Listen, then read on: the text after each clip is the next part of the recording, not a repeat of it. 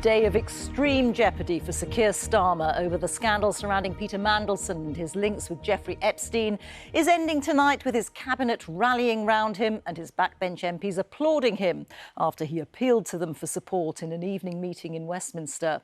During a frantic and rollercoaster day for Sir Keir, he faced the sudden resignation of his Director of Communications and a public call on him to stand down by Labour's leader in Scotland, Sarwar. The fallout from the Epstein files has also prompted an unprecedented statement from Buckingham Palace, in which the King makes clear his profound concern at allegations about his brother, Andrew Mountbatten Windsor, and his involvement with the late paedophile, and says they stand ready to support a police investigation if they're approached. More on that in a moment, but first here's Chris Mason on a perilous day for the Prime Minister. Tea time tonight. Is time running out for you, Prime Minister? And the question of the day. If Keir Starmer had ever wondered what a political near-death experience felt like, he doesn't have to wonder anymore. He was heading to address his MPs and peers in private in Parliament and was greeted very warmly.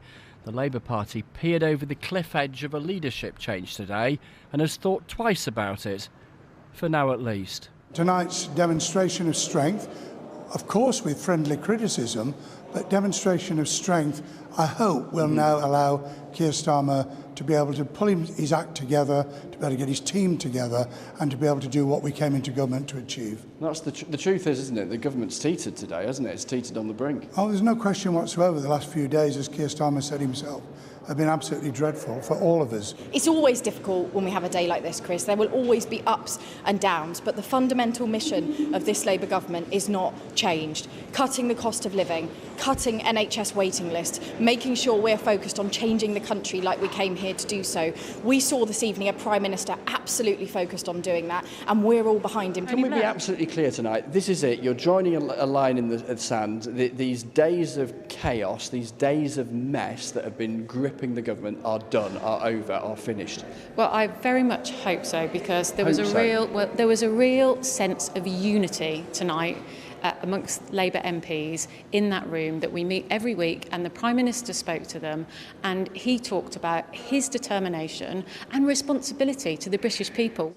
A lot of this a reaction to this extraordinary moment in Glasgow just after lunchtime. The leader of Scottish Labour had called a last-minute news conference. This isn't easy, and it's not without pain, as I have a genuine friendship with Keir Starmer. But my first priority and my first loyalty is to my country, Scotland. And I am not willing to sacrifice Scotland's NHS, our schools, our communities, our towns, cities, villages and islands to a third decade of an SNP government. That's why the distraction needs to end, and the leadership in Downing Street has to change. News of this huge intervention soon reached Downing Street. So was it time Keir Starmer resigned? Waited 14 years to get here.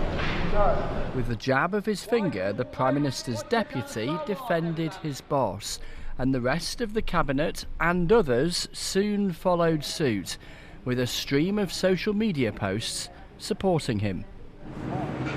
There had been yet more chaos earlier. This man, the Prime Minister's Director of Communications, Tim Allen, packed it in after Sir Keir's Chief of Staff left yesterday.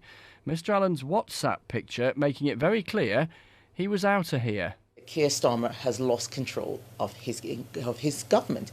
He is in office but not in power. He is completely at the mercy of Labour MPs who, let's be frank, have not been voting his way since the U-turn on the two-child benefit cap. Labour were elected to change the country and to end the chaos we saw under the Conservatives, but Keir Starmer, I'm afraid, has failed to deliver, and we still have this daily soap opera. And it's damaging the country, it's damaging our economy, it means things like the health service aren't improving the way they should. I think that he should resign, and I think that he will, before very long, resign. I think Sarwar is a very big marker. I mean, how can Labour now fight the Scottish elections if Starmer stays as Prime Minister? It's virtually impossible, isn't it? The day complete, and what a day. Keir Starmer returning to Downing Street tonight, a political survivor for now, but damaged. Chris, it feels like Sir Keir has been saved from the brink, but just how safe is he now? Well, the Prime Minister's future in the job, Rita, looked bleak at breakfast time. It looked dire shortly after lunchtime with Anas Sarwar's intervention. But that was then the pivot point of the whole day. Had others, significant figures within the party, followed the lead of Mr Sarwar, we could be in a very, very different place tonight. It could have fast-forwarded the Prime Minister's resignation even as soon as today. That did not happen. The opposite happened, as we saw there, the stream of social media posts from the Cabinet, the supportive mood of the vast majority meeting the Prime Minister in Parliament tonight. That said, there is no doubt that the last week has been deeply damaging for Keir Starmer, and he is the weaker for it. A couple of other strands to bring you up to date with tonight. We understand that in the next couple of days, the Cabinet Secretary, the country's most senior civil servant, Chris Wormold, will announce that he is leaving the government. Perhaps that'll be packaged up by the Prime Minister and others in the context of trying to revive their approach to government.